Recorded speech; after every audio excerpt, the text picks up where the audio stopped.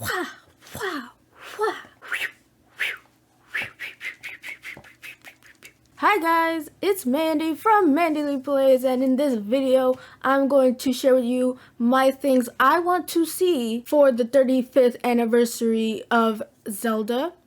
Now, I have more things to say about this one than Mario, mainly because I am a Zelda fan. Zelda franchise is my favorite franchise of all time. I can't stress that enough. And I have some things I want to share, some hopes, some worries or concerns. So let's get into it. So Zelda is Nintendo's top tier franchise right next to Mario. Like, if you don't know the Legend of Zelda franchise, I don't know what to tell you. You've been living under a Gerudo rock, because literally Zelda is like equal to Mario. Some people might say Mario is more impactful as Nintendo's mascot, but I would object to saying that Zelda is more important than Mario. And that's not just my bias. It's probably just my bias. But I hear a lot of people say that. While Mario tends to stay, Mario, and it has its core concepts there, Zelda games, on the other hand, tend to go through phases a lot. And they like to change the gameplay. They like to change the art direction. They like to change the story direction. Like, this game could be a darker tone than the previous game. So while Mario is always gonna be like Mario-esque, Zelda is a different kind of beast, and that's why I love it. Like, there's stuff I don't like about Zelda, but it's usually positive with me because of all the risks Nintendo takes to make it different and to make it unique. Nintendo really tries to innovate with its Zelda games, from Majora's Mask, that was like a reskin of Ocarina of Time, but a totally different game than Ocarina of Time. We got Skyward Sword, which had the Wii Motion Plus and the Waggle. We had Twilight Princess, which was a dark take on the Zelda story. Mostly dark because it didn't have any colors. And then we have Zelda Wind Waker, the most divisive game because of its art design. It has a very different art design, especially when you contrast it with Twilight Princess, which came right after. All in all, I love that they always change up the formula a little bit to make it a new experience for new players and stuff like that. And while there might be a timeline, there really isn't like a overarching story going on in these Zelda titles. So you could literally go in from any point. The only sequel to a Zelda game was Ocarina of Time, and that was Majora's Mask. But even then, you could just go with this without playing Ocarina of Time. So it's a very beefy franchise, yes, and I love it. Okay, so this is not why I love Zelda.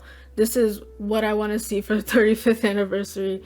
Sorry I went on that tangent. Anyways, let's start with the things that I don't want to see. Alright, so if you guys don't know, the sky is blue, the grass is green, and Mario 3D All-Stars was a cash grab. Even the box art and its contents inside the collection was lackluster at most, so we could all agree that it was a cash grab, not a malicious cash grab, but a time constraint cash grab nonetheless. I really hope they don't do that for The Legend of Zelda.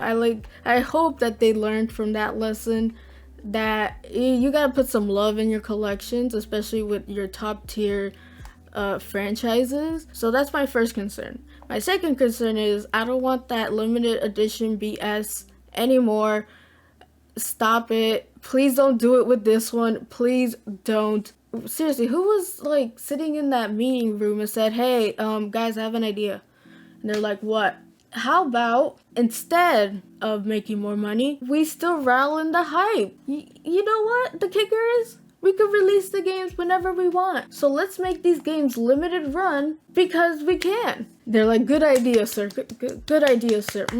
Yes, I love that. Jokes aside, I hope that they don't go that route, because that is so anti-consumer. It just feels very cheap to me, and I don't really like it. Though I am not a Nintendo personnel, so there's really nothing I could do if they do that. I just wish that they don't, if you get what I mean. Alright, on to greener pastures. So, what I would love to see for a Breath of the Wild 35th anniversary is I think you guys know. This baby. This baby. I want it now. Please give it to me now. Now, they've been teasing Skyward Sword forever on the Switch. There was even a point where we kind of all thought that it was coming to the Switch until IG Anuma was like, hey, no, that's not true. And when we're just like, aw, pack it up and go. But I feel like this 35th anniversary opens the door for a possible remake or remaster of this beautiful game. And I'll tell you why. Now, this game is complicated in a lot of ways, and it's very divisive in the franchise because of the waggle stick. But I feel that if they remastered it and made it for the Joy-Cons, or maybe use buttons or make that an option, I think a lot more people would check out this game and actually really love it. Now, I actually want this as a standalone game. I don't want it part of a collection because I feel like they really need to put the work in to make it compatible with the Switch. Like, this game heavily relies on motion control. It was a game built on motion control. So there's gonna be a lot of bumpy roads if you just ported it over and the Joy-Cons go crazy or there's no button mapping or anything like that. That's why I feel like they have to put extra care to make a remake. You're gonna have to do an overhaul on the controls no matter what. Button mapping to regular controls might be nice, though it does take away from the game. It would be really weird to press buttons instead of like whacking enemies and stuff with your Wii sword. And plus, this was actually a anniversary game. I think they announced this for the 25th anniversary of Zelda. And there was this whole big shebang, and there was this orchestra. Oh yeah, the music is bomb. It is so good. So, you know, top tier. We'll love to see a remaster or remake of this beautiful game and have it touched up, HD edition, and cleaned up would be so awesome. Please, Nintendo. Alright, and another thing I would love to see to round up the Wii U and finally put it in its grave, it is The Legend of Zelda The Wind Waker HD and The Legend of Zelda Twilight Princess HD. Combine them and put it into a bundle. There you go. They're already HD versions. They're already optimized. They added changes to the game that made it more bearable. I would just say port these puppies onto the Switch. What are you waiting for, Nintendo? Oh yeah, 35th anniversary. Perfect. Here you go. So yeah, we'll love to see these on the Switch because we just need to have these off and then the Wii U could finally die. Could finally rest in peace. And the last thing is something that I've been hearing recently, kind of in the news, and that is a Majora's Mask and Ocarina of Time port to the Switch. Now that would be awesome, like legit, that would be awesome. I would get to stream it with you guys and fangirl all day. So I don't see anything wrong with that. I hope that rumor comes to fruition. I think it's possible and I would love it because I love Ocarina of Time and Majora's Mask. So having both on my Switch would be freaking awesome. Let's get all the Zelda games on the Switch. Come on. Anyways, so those are my hopes for a Zelda 35th anniversary kind of thing. Now, of course, I do want merch like shirts and stuff. I would buy a lot of those. Please tell me what you guys think in the comments down below. What do you want to see for Zelda for its 35th anniversary?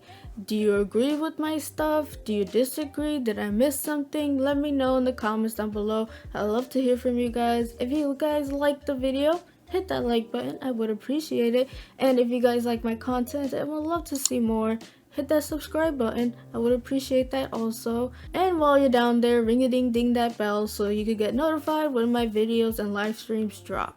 So with all that being said, I hope you guys have a wonderful rest of the day. And as always, play a good game. Peace, peace.